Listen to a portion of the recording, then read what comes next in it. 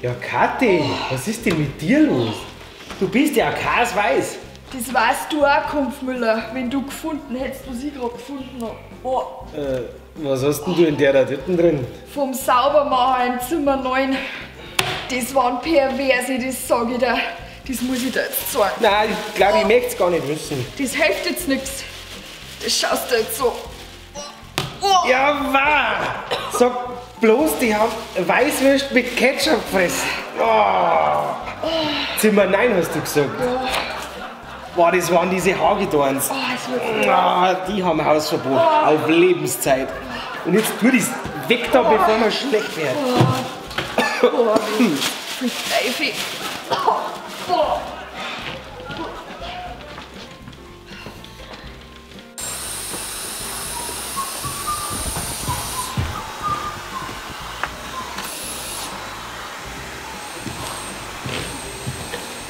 Und Müller, willst du irgendwas sagen, oder? Ein Scheiß. Die Kathi hat Urlaub. Jetzt kann ich wieder Arbeit da mitmachen. Und da musst du ja die Klamotten tragen, oder? Meinst du, dass ich mir meinen Anzug dreckig mache?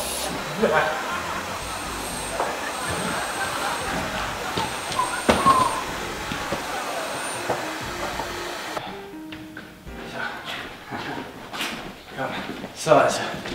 Wir zwei alleine, die Kinder bei deiner Schwester und wir zwei in einer fremden Stadt.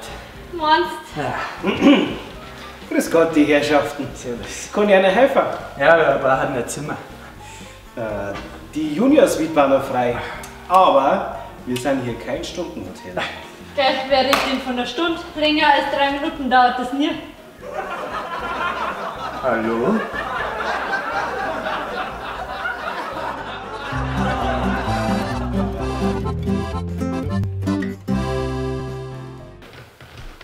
Er sitzt aber bitte wirklich in der Arztpraxis im Hintergrund. So, eins läuft. Zwei läuft. Überall beim Doktor.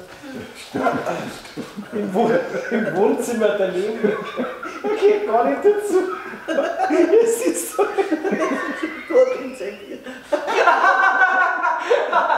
Ich wollte auch mitlachen. Stundenhotel, die zweite. Und du, kurz noch. Den Feiertag mit den Alten, nicht wahr, Schatz? Toll. Bitte. Das hilft jetzt nichts. Das schaust du jetzt so.